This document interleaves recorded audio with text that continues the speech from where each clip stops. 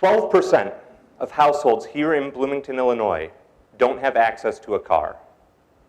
Think about this for a second. When's the last time you walked more than a block or two? Have you ridden a bike since childhood? What about a bus? For more than 1 in 10 people right here in our community, there is no car sitting right outside their house waiting to take them where they want to go when they want to go there. They're walking, biking, and taking public transit because those are the only options they have. And this isn't Chicago. There's not a bus every 8 minutes, a few blocks away from every home. Like most smaller American communities, we're too spread out to make that work, and we're lucky to have 30-minute waits between buses. That's an incredible disparity between the ability to take a car right when you want, wherever you want, and having to wait 30 minutes potentially to go somewhere. Now, the thing about riding a bus is that it can take you all the way across town, but you have to walk or ride a bike to get to the bus stop. So what are we doing for pedestrians? Well, we're actually doing pretty well for pedestrians. Bloomington has more than 400 miles of sidewalks in the city limits alone. And while our ADA compliance isn't perfect, the city is constantly making progress on accessibility. But for bikes, well, we've got basically nothing. And that's a shame, because a bicycle can be a really awesome way to get around a community of our size. So what's the problem? Well, there are two problems. First is that our side streets, the non-arterial streets, the residential neighborhood streets, they're part of a disjointed network that makes it difficult or even impossible to cross town safely and efficiently without using the arterial streets. But then the other problem is our arterial streets are high-speed corridors where people are not safe riding a bike. The cars are whizzing by cyclists really fast and really close. So, if we can slow down the cars even a little and separate the bikes from the cars even a little, we're going to make the streets safer for everyone. But what do I mean by everyone? Well, it turns out that a bicyclist or a pedestrian who is hit by a car traveling at 20 miles an hour has a 90% chance of surviving the incident. On the other hand, a person who's hit by a car traveling at 40 miles an hour has a 90% chance of dying as a result of that car crash. So if we can slow down the cars, we're going to save the lives of bicyclists and pedestrians. But what about people in cars? Well, slowing down cars also helps people in cars. So you think about it like this. If a car hits a tree on the side of the road, and that car is going 20 miles an hour, it's going to suffer less damage than it would if it were going 40 miles an hour. But even more importantly, if two cars going opposite directions collide at 40 miles an hour, the impact of their speed is doubled. That's an 80-mile-an-hour crash. That is very dangerous for everyone involved, and the cars are going to suffer a lot of damage, and the people inside the cars are going to get injured. So, if we can slow down the cars, we are going to make everyone safer, not just bicyclists and pedestrians. But here's another fact that will be surprising to roughly nobody. People pay hardly any attention to the speed limit. So if you want to slow cars down, great, post a new sign that tells people to drive slower, but I promise you, people are not going to drive much slower. So what's the solution? Well, it's actually pretty simple. You narrow the lane width. Traffic engineers have known for decades that wider lanes make for faster driving. The National Association of City Transportation Officials encourages cities to build narrower lanes than they used to, citing a study from the year 2000 that shows that for every 3 extra feet in lane width, cars are going to go 10 miles an hour faster. Isn't that incredible? 3 feet means 10 miles an hour. That's a huge safety difference.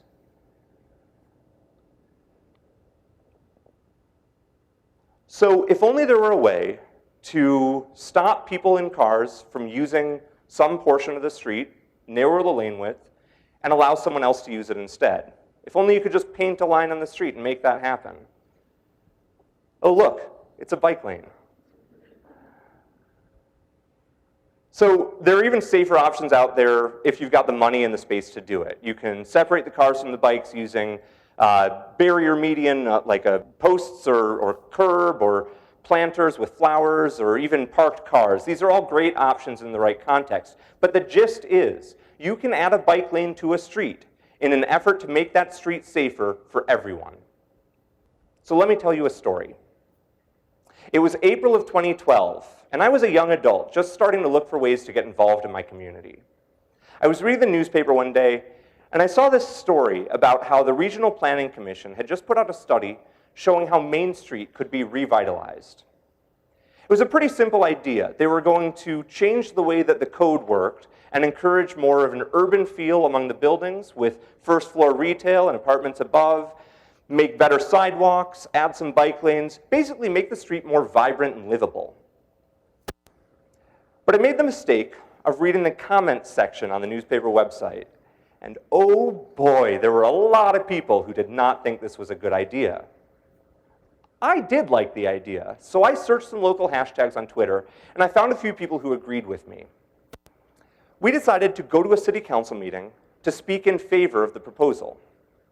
The problem was, we were going to ride our bikes to the city council meeting.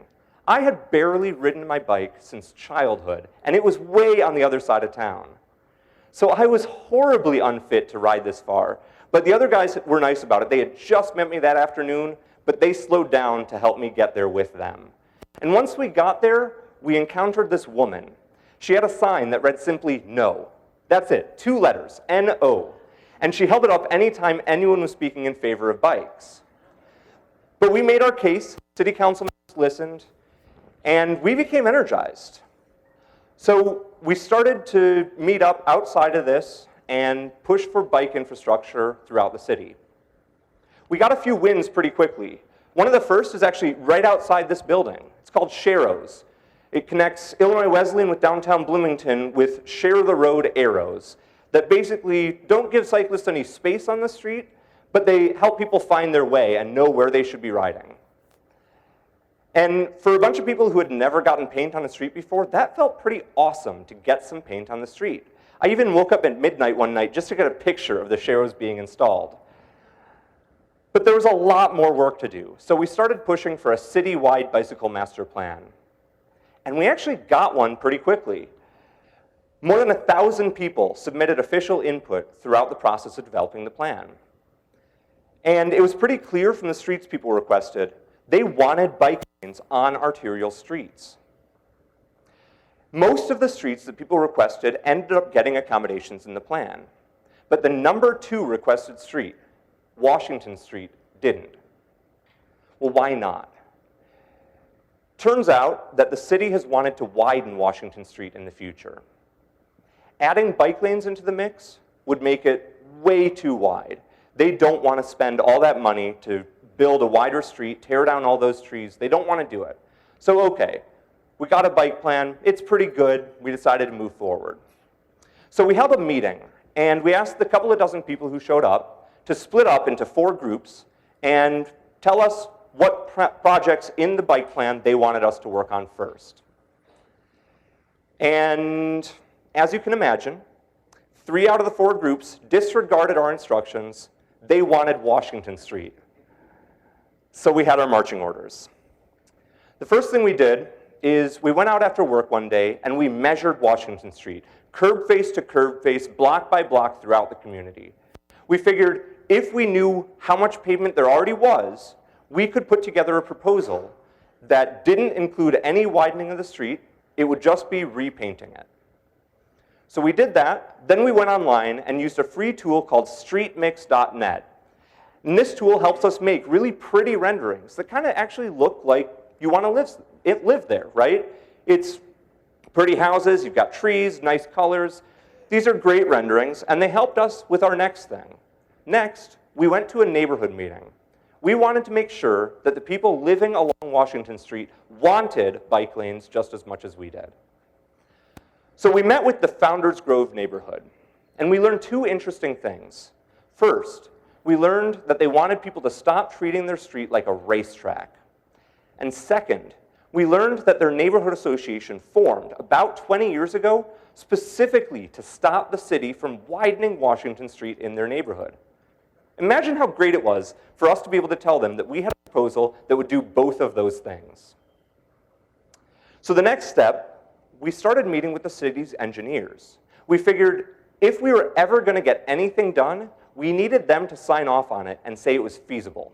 Not necessarily that they wanted it to happen, but that it was feasible from an engineering perspective. The problem was they had never put bike lanes on an arterial street before, so they didn't really know how to make it work. So pretty quickly I realized no matter how much I tried to convince them, I wasn't going to be able to do it on my own. So I worked with the statewide bike advocacy group to bring an engineering seminar to our community. Once our local engineers had heard from other engineers across the country about how to put bike lanes on arterial streets, they were ready to start talking about Washington Street. So it still took about 6 months of back and forth discussions. We met with business owners about parking needs, and we analyzed a couple of tricky intersections. But in the end, we got the engineers to say it was feasible. The next thing we did was pretty radical. We went out as a bunch of volunteers in the middle of the night, and we put bike lanes on Washington Street. Now, the city's engineers actually said this was okay. Their thought was, if people could see the bike lanes, if they could experience driving by them and riding their bikes down the street, they could give more informed public input. So we went out at 11 p.m. on a Sunday night with 30 cans of spray chalk, and by the morning commute, there was a bike lane on Washington Street. And I consumed a lot of caffeine and sugar at work the next day. When it came time for public comment, more than 2/3 was in favor of the proposal. And the City Council, a body that's often said to disagree on whether or not the sky is blue, well, they voted unanimously in favor of the proposal. And I skipped out of work at 3 in the afternoon one day last fall, and I watched the last 3 years of my life being painted on fresh asphalt.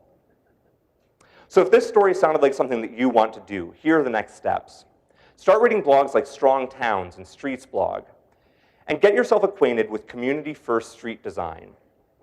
Then grab a copy of Jeanette Sadiq-Khan's memoir about her time leading the New York City Department of Transportation.